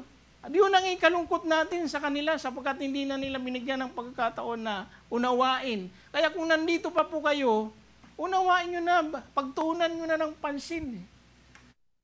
Na malaman, sapagkat hindi po yan maaring hindi ipagkaloob ng Panginoon kung ngayong kailangan. Di ba sabi niya, kung kulang kayo sa karunungan, humingi kayo sa Panginoon. Hindi naman tayo humingi. Humingi tayo nagrereklamo pa tayo sa Panginoon. Wag ganun, mga kapatid. Huwag tayong magreklamo. Kasi, tinuro mo kasi yan. Kasi, ganyan ka. Hindi po ganun. Sapagkat tungkulin po yan ng tagapagturo na kailangan sabihin. Kaya nga sabi natin, sinabi ni Elias na hindi uulan. Akab. Agad di ko sinasabi. Yan ang sabi ng Panginoon. Kasi spokesman ka ng Panginoon. Ikaw ang tagapagsalita ng Panginoon. Kailangan maging matapang ka at magtiwala ka doon sa sinasabi mo na yun ang totoo. Kahit na di man ito maunawaan ng mga tao, di man ito tanggapin ng mga tao, dapat itong sinasabi po natin. Sino po ba ang maaari natin gamitin sa buhay ni Elias sa kanyang pagkakataon? Yung kanyang kapagpumbaan, di ba mayroon pong katulad po niyan sa buhay ni Moises, naalala ko mayroon din pong ganyan ang pangyayari sa buhay niya. Pero siya po ay isang makatao. Mayroon po siyang pusong magpapakumbaba. Kasi pinakita po niyan ni Elias. Kung makikita po natin sa aklat po ng mga bilang, si Moises ay ganyan din po, lingkod din po siya ng Diyos. Kunin po natin yung kanyang katangian din bilang isang propeta ng Diyos. Sa bilang chapter 12, verse 1 hanggang 3, nag-usap sina Miriam at Aaron laban kay Moises. Sinabi ni Miriam at Aaron na nagsalita ng laban kay Moises dahil sa babaeng kusita ang kanyang pinakasalan sapagkat siya ay nag-asawa ng mga isang babaeng taga-Kos. Ang sabi nila, sa pamagitan lang ba ni Moises nagsasalita si Yahweh? Hindi ba sa pamagitan din natin? Narinig ni Yahweh ang usapan nilang ito at si Moises naman ay siyang taong mapagpakumbaba, higit sa kaninuman na nabuhay sa ibabaw ng lupa. Ganun po ang paglalarawan kay Moises. At ito rin po ang makikita po natin kay Elias. Siya po ay mapagpakumbaba na humingi doon sa babae. At ito pa, ang pakita po natin, ginawa nga ng babae ang utos ni Elias at hindi naubos ang pagkain ni Elias at ang mag-ina sa loob ng maraming araw. Hindi nga naubos ang harina sa lalagyan at hindi rin natuyo ang langis sa sisidlan tulad ng sinabi ni Yahweh sa pamagitan ni Elias. Si Moises, ganun din, di ba? Nagpakain din, nagpainom. Sa panahon po niya. At itong si Elias, ganun din po. Kaya, yung kanyang mga miracle, yung mga ginawa, ay katulad ni Moises, at ito po ay ginawa rin ng Panginoon sa kanyang, nung siya po ay bumaba rito sa lupa. Ganun po kadakilang mga propeta ang mga taong ito. Pero hindi po natin Si Moises, kahit narami po siyang inaalis sa Ehipto, pero hindi po siya nakapasok sa lupang pangako. Hindi po niya nadala. Siya mismo kasi hindi nakapasok. Pero hindi po nangangulugan na yung kanilang buhay ay hindi po naging mabunga sa Panginoon. Kaya si Elias ay ganun din ang kanyang kalagayan. Kapag siya po ay may magpapakumbabang puso na hindi po niya pinakita na siya po ay dahil lingkod ng Diyos, ay yun po ang kanyang magiging karakter sa mga taong ito. Kundi sabi po niya, sa mangutang babae, saksi si Yahweh. At nga, binigyan nga po niya, hindi nagdalawang isip yung babae. At ginawa niya po yung bagay na yun at nga, yun nga po ang pinagpala po sila. Kaya po ang mga lingkod, noon pa man, siya po ay tao ng Diyos. Hindi po natin sila dapat akusahan o na wala na sa hulog, kung ano-ano nang sinasabi. Hindi, mahirap yan eh, kasi di daw mauubos, di ba? Napaka-imposibleng bagay yan, pagtatawa ng kanyan.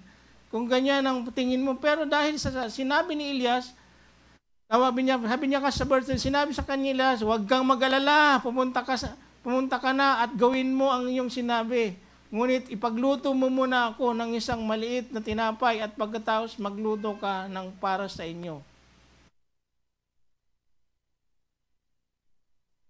Kasi sinabi yun ng Panginoon sa kanya. Sabihin niya doon sa babae. Kasi yun po ang sabi ng Panginoon, pumunta ka doon sa babae. Mayroon na akong babaeng natusan na magpapakain sa iyo doon. Ganun po dapat ang pagkilala natin sa lingkod ng Diyos. Kung kahit sa magreklamo tayo, kailangan natin kilalanin kapag yan po ang ginagamit ng Panginoon. Huwag tayong manggigil, huwag tayong magsabig ng anumang bagay. Because panalangin po natin. Kasi yun po ang, kahit si Apostol Paul, di ba? Sabi po niya kay Timothy, mayroon pong pinanggit si Paul kay Timothy. Na ganun din po ang pangyayari. Hindi po niya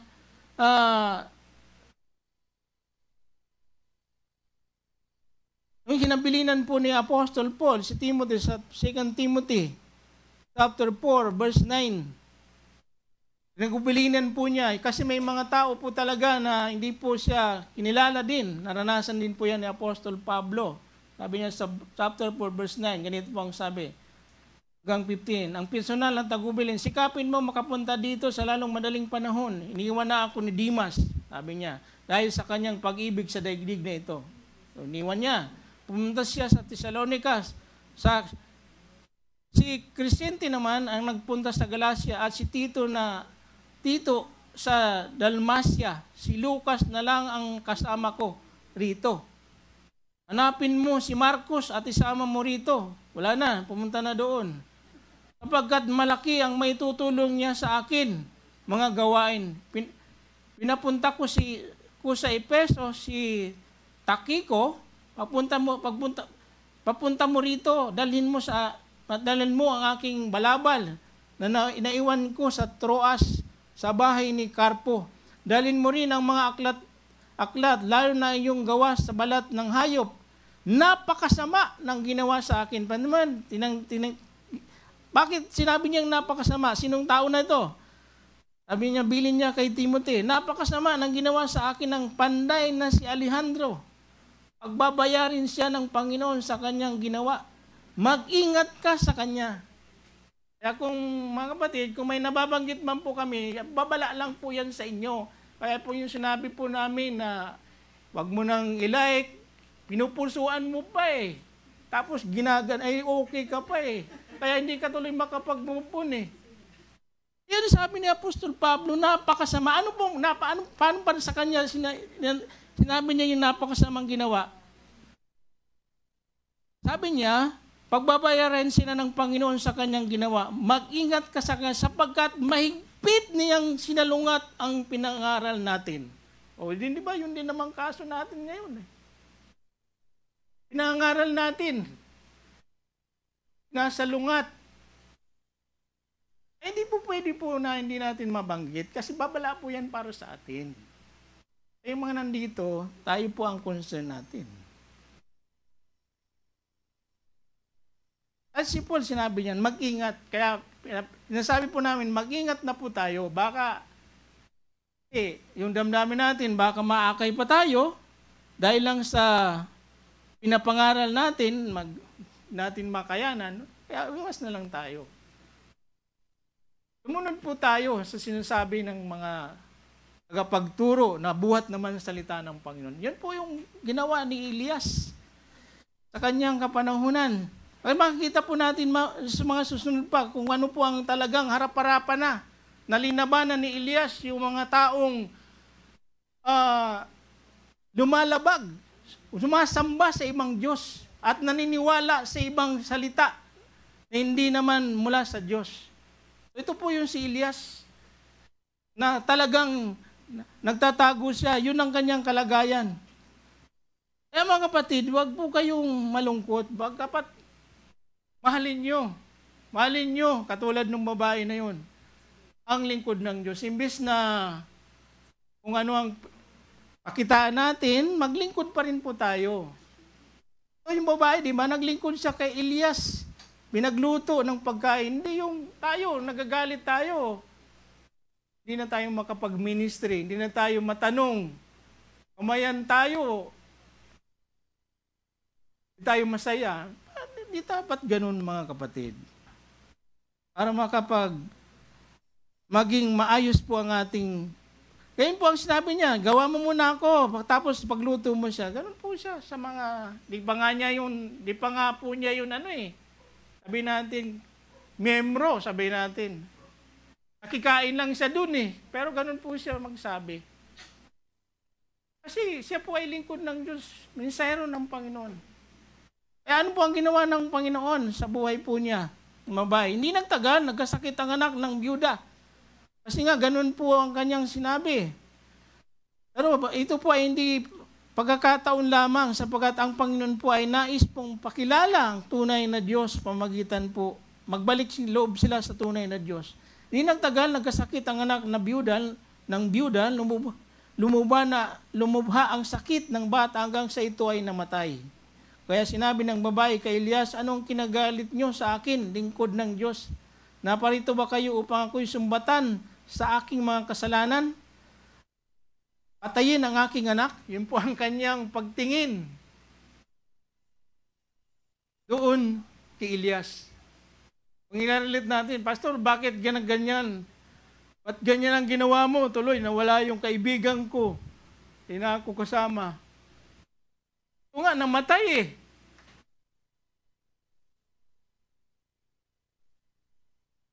Ano pa po ang makikita natin? Bukod sa siya po ay may pagpakumbabang lingkod. Sabi po ng Biblia, Elijah, yung kanyang pananampalataya, Elijah's faith, matibay na pananampalataya. Sapagkat pinakita po niya dyan, akin ang bata, sabi ni Elias, kinuha niya ang bata at pinanhik sa itaas ng silid. Sa kanyang tinutuluyan, nilagay niya ang bata sa kanyang higaan at nanalangin, Yahweh, aking Diyos, ito ba ang inyong igaganti sa babaeng sabi po ni Elias sa Diyos, nagmagandang loob sa akin, 3 beses niyang dumapa sa bata at nanalangin, ganito, Yahweh, aking Diyos, hiniling ko pong muli ninyong buhayin ang batang ito. Dininig ni Yahweh ang dalangin ni Elias at muling nabuhay ang bata. Kaya nga si Elias, katulad po ng Panginoon, may binuhay. Nakay ni Elias ang bata at ibinalik sa kanyang ina at saka sinabing, narito ang anak mo, buhay na siya. Anong sagot ng babae? Sumagot ang buhay, tiyak, una ngayon na kayo nga ay isang lingkod ng Diyos at nagsasalita si Yahweh sa pamamagitan ninyo. Yun dito sana kung pinakinggan lang sana nila. Ngayon, na-realize na natin talagang lingkod ka, pastor, ng Diyos. Talagang sinasabi mo yung totoo buhat sa Panginoon. Doon po sinabi ng babae, tiyak na ngayon kayo lingkod ng Diyos. Inaunawa sa iyo na huwag kang magduda na lingkod ko yan. Namatay pa yung anak niya, di ba? Ipaparanas po sa atin para makita, makilala natin ang Panginoon. Para lalo natin lubos na makilala ang Panginoon na ating pinaglilingkuran. Paano nangyari yun? Sa pamagitan po ng lingkod. Kaya hindi po talaga tayo lalago kung wala tayo sa iglesia ng Panginoon. Sapagkat ito po ang dahilan kung bakit nayo po niya ang kanyang iglesia, di ba? Naglagay siya ng mga kaloob, nagbigay siya ng mga kaloob, pastor at guro upang ihanda tayo at hubugin tayo sa paglilingkod para lalo natin makilala. Kaya wag po nating isipin na yung mga bagay na sinasabi sa atin ay hindi po yan sa ikatututo natin. Kasi si Elijah po ay mayroon siyang matibay na pananalig sa Panginoon. Faith. Yun lang naman po ang kailangan eh. Manampalataya lang tayo. Yung sinasabi po sa atin na ang kaligtasan ay pananampalataya lamang. Yun po ang pinakita ni Elias. Yahweh, nanalangin siya sa Panginoon, muling nabuhay ang bata. Ano lang po, kailangan lang natin ang pananampalataya. Inakay ni Elias ang bata, ibinalik sa kanyang ina, saka sinabi, narito na ang iyong anak, buhay na siya. Dapat, kung mayroon man po tayo sa mga darating pang panahon na mayroon mabigat po tayong nararanasan, huwag tayong magkailangan. Sapagkat ang Diyos po ay hindi po niya pababayaan na tayo po ay maging walang naiwanan tayo sa kawalan. Mayroon po siyang mga taong gagamitin o ginagamit para tayo po ay umunlad. Lubusan natin makilala ang Panginoon. Hindi po rason yung mga bagay na nararanasan po natin. Yan po ang buhay ni Elias. Siya po ay tunay na nagpakita ng matibay na pananampalataya. At sa pa na makikita po natin, si Elijah po ay nagpakitang ng may likas na talino sa lingkod ng Diyos. Yun nga po yung ginawa niya po. Elijah Player. Sabi po ng Biblia, sapagkat pinakita po niya yung kanyang karunungan. Yung kanyang kung paano niya ipapakita yung paraan. Hindi po yung kanyang dinapaan po niya yung bata para mabuhay, kundi yung pananampalataya po niya sa Panginoon. Yun po yung nagbigay doon ng muling nabuhay po yung anak po ng babae. Hindi po yung paraan. Di ba sabi kasi niya, bumapa siya. Pinakita po niya yun kung paano po yung pananampalataya. Po, hindi po yung ginawa niya, kundi yung kanyang pananalig sa Panginoon. Kaya nga, mayroon nga isang lalaki niya na hindi po tinanggap yung lalaking kapitan, di ba, sa panahon po ng Panginoon na lumapit sa kanya. Panginoon, kung kaalipin ko po, may sakit. Bakit nga puntahan ko, sabi ng Panginoon. Puntahan ko, punta tayo sa inyo. Hindi na po, kasi po ako po, mayroon po akong nasasakupan. Pag sinabi ko sa mga tauhan ko, pumunta ka rito, lalapit po yan. Pag sinabi ko, mayo ka, lalayo yan. Gawin niyo po yan sa alipin ko. Sabihin niyo lamang po, gagaling, sabi ng Panginoon. Wala pa akong nakitang tao sa Israel ng ganito. Romano po yun, ng ganong kalaking pananampalataya. Tapos sasabihin natin, yung pananampalataya daw ay binibigay lamang. Binibigay lang daw po yan ng Diyos. Hindi po, nasa tao na yan. Kasi sabi po niya doon sa mga alagad, kung kasing liit man lamang ng butil ng mustasa ang yung pananampalataya, masasabi nyo, kasing liit lang. Ibig sabihin, mayroon sa mga alagad. At sinabi din po niya yan sa kanyang mga alagad, nung sila po ay nagpulasan, nung inuli ang Panginoon. Gagawin nyo yan, alam ko na magtatakbuhan kayo, pero dinalangin ko na sa Ama na hindi kayo lubusan mawala ng pananampalataya sa akin. Kaya nakabalik po. Sabi po ng Panginoon. Ang pananampalataya po ay bunga yan ng pag-aaral po natin. Pagkilala natin sa mga sinasabi ng Panginoon. Doon po yun lalaki. Kaya nga tinawag tayong mananampalataya. Ibig sabihin, kailangan panampalataya natin yung mga bagay, yung mga imposible na sa tingin mo, pananampalataya pa rin. Wala na akong panggastos, manampalataya ka sa Panginoon. Wala na akong makain, manampalataya ka sa Panginoon. Umasa ka sa Panginoon. Sabi niya, huwag kayong mag-alala kung wala kayong makain kasi yung mga ibon nga, pinapakain po niya. Ganun po yung faith na ipinakita po ni Elias sa kanyang buhay. tulad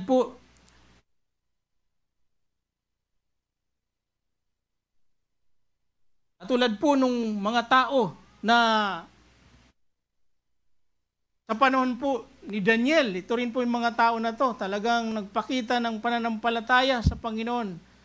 Kilala niyo yung 3 kaibigan ni Daniel, di ba? Sila po ay matatapang na lingkod ng Diyos, na hindi po natakot kahit na ano po ay yung kanilang kasapitin. Nananalig sila sa Panginoon. Kung titingnan po natin yung storya ng 3 kaibigan ni Daniel, sabi po, nagalit ang hari kasi nga pa nagpatayo ng ribolto si Nabucodonosor. At ito po ay kailangan sambahin nila kapag tumunog yung trompeta, kailangan silang yumukod. Pero hindi po nila ginawa yun. Sabi po ng Biblia, at pinatawag niya ang 3 lalaki, sinabi niya kay Shadrach, Meshach at Abednego, totoo bang hindi kayo naglingkod sa aking mga Diyos na sumasamba sa riboltong ginto na aking pinagawa? Inutos ko sa inyong lumuhod kayo sumamba sa pinagawa kong ribolto Sa sandaling marinig niyo ang tunog ng instrumento, kung hindi, ihahagiso kayo sa naglalagablab na pugon. Sa palagay ba ninyo, may Diyos na makapagliligtas sa inyo mula sa aking kapangyarihan? Sinabi ni Shadrach, Meshach at Abednego, mahal na haring Nabucodonosor, wala kaming masasabi sa inyo. Hari yan Yun yung ginawa ni Elias, di ba?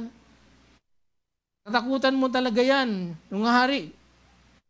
Pero hindi po yan katakutan kapag ang sinasabi mo, ang pinaglalaban mo tungkol sa katotohanan sa Panginoon. Kaya sabi nung 3, mahal na haring Nabucodonosor, wala po kaming masasabi sa inyo tungkol sa bagay na yan. Hari kayo ito.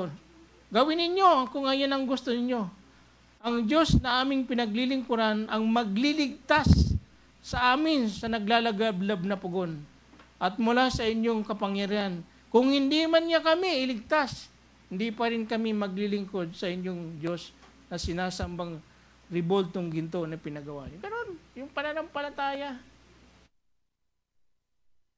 Buhay din ang pinag-uusapan. Dito, binuhay po ni Elias yung bata. Pananampalataya. Ganun po. Yung mga tao na yun, malaki yung pananampalataya nila. Kaya ang pananampalataya po ay nasa tao yan.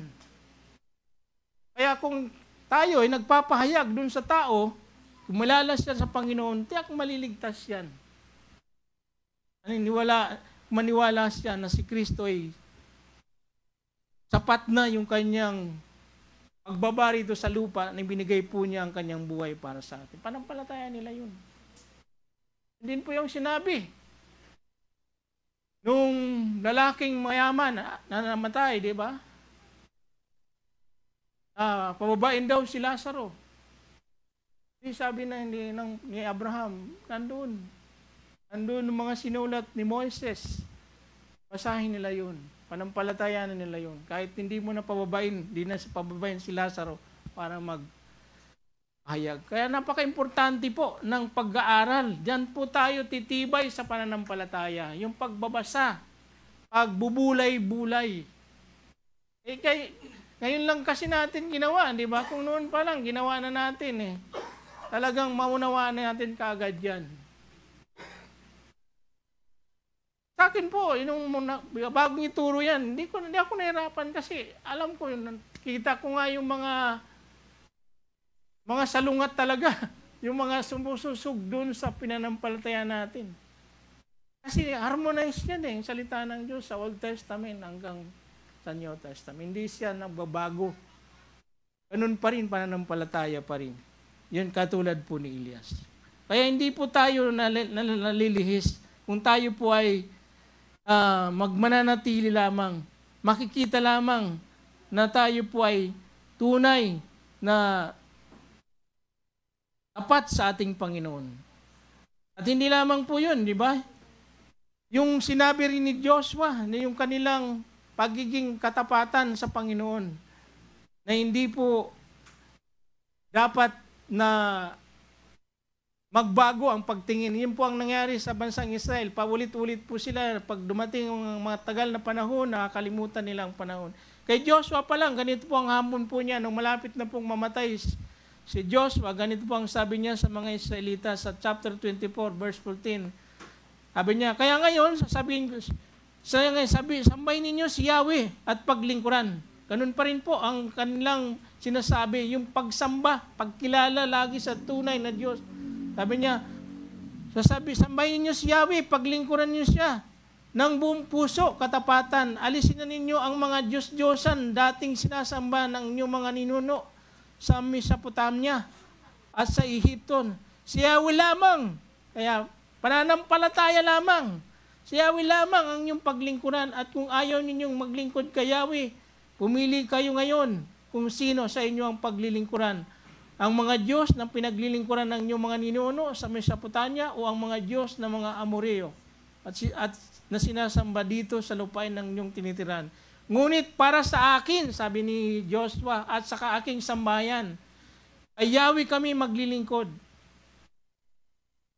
Sumagot ang bayan, hindi namin gagawin talikuran si Yahweh. Yun po ang sabi nila. At maglilingkod sa ibang Diyos. Si Yahweh na ating Diyos ang siyang humango sa ating sa pagkaalipin sa Egypto. Nasaksiyan din namin ang mga kababalaghang ginawa niya upang tayo maingatan, samahan tayo makarating sa maligtas sa kaaway, sa mga kaaway sa mga bansang ating dinaanan. Pagdating natin, pinalayas ni Yahweh sa lupaing ito ang mga Amoreyong nanirahan dito. Kaya kay Yahweh rin kami maglilingkod sapagkat siya ang Diyos. Ano din po? Kahit sa panahon po natin, sa Panginoon lamang tayo magtiwala. Siya lamang po ang ating kilalanin, yung ginawa lamang ni Kristo. Kung sa panahon nila, yung po ang kanin sinasabi, ni na Joshua, ni na Elias, ni na Moises, manatili sila sa Panginoon. Ganun pa rin po tayo. Manatili lang po tayo sa aral ng Panginoon. Kasi sabi nga po ng Biblia, nung una nagsalita ang Panginoon sa iba't ibang paraan, sa mga propeta. Pero ngayon, sa Hebreo, di ba, sabi, nagsalita ang Panginoon sa pamamagitan niya. Ano ba yung sinabi niya?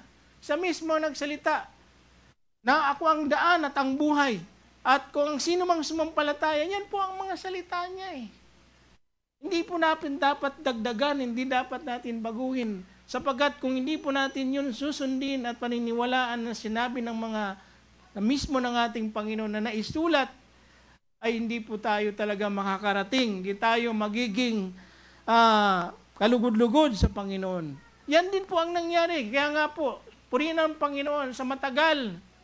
Sa amin kasi 30 years mahigit. Yun po ang hinakap natin katuruan. Mabuti na lang, tayo po ay hindi niya inayaan sa ganung kalagayan. Nagbigay pa rin po siya ng pagkakataon habang hindi pa tayo nabubuhay na ituro sa atin ang tama, na ibumalik muli tayo sa Panginoon. Ang nangyari po sa atin, nawalay po tayo sa tamang direksyon eh. Kaya napakabuti ng Panginoon na tayo po ay katulad ni Elias, makikita pa rin po natin na ibinabalik sila ng Panginoon. Pero makikita po natin na hindi rin po nangyari. Nung nanalo man, makikita po natin sa susunod, sa Sunday, kung paano po siya nanalo sa paligsahan doon sa handog. Di pa rin po, inanting pa rin po si Elias.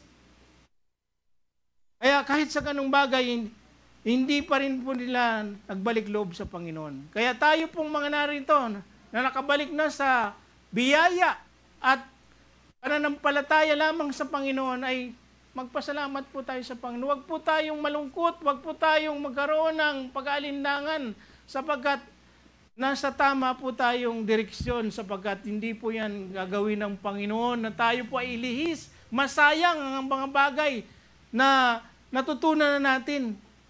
Ang nangyari po sa atin ay katulad din po sa mga tao sa Galacia.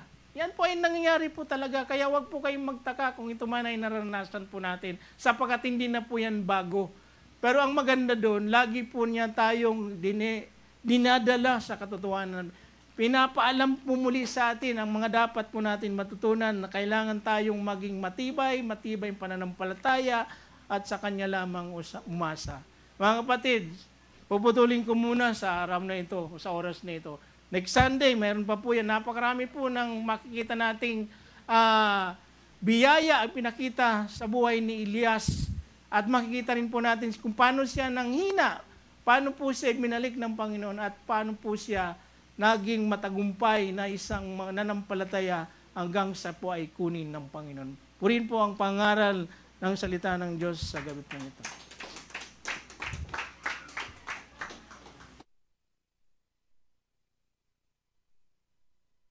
Okay, magstayo po tayo. Diretso na po tayong manalangin sa ating Panginoon sa oras pong ito. Ama naming Diyos, purihin ka sapagkat muli po namin na pag-aralan ang buhay ng mga tao nung una na iyo pong inirang upang matutunan po namin ang buhay po nila. Alam po namin marami po kayong ituturo sa amin, ngunit may miksiyang oras, nawa ibigyan po rin po namin ng itong pagkakataon na susunod na mag-aaral. Idako niyo po ang pangyapak ng bawat kapatiran, higit pa sa mga bilang na narito ngayon.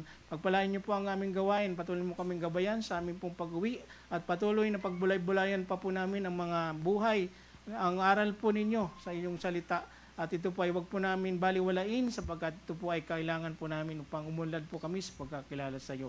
Gabayan niyo po kami sa aming pag-uwi at bigyan niyo rin po ng kagalingan ang lahat ng may karamdaman na mga mag-anak po namin, mahal sa buhay, kapatiran. Lalo na po ang emotional problem ng aming mga kapatiran. Naway patuloy niyong pahilumin, magkaroon mo ng kagalakan. Katulad ni Elias na dinrestore po ninyo sa kanyang buhay, sa kanyang nararamdaman. Naway ito rin po ang mangyari. Bago man po matapos namin ang pag-aaral sa kanyang buhay, ito man po ang gawin po sa bawat sapu sa amin. Upang kami po ay nagagalak palagi sa aming mga pagtitipon sa lugar na ito. Purihin ka sa gabi pong ito. Ang biyaya at pagpapala ng ating Panginoon ay patuloy na sumainyo sa kanya lamang kapurihan, karangalan ngayon at magpakailanman. Amen.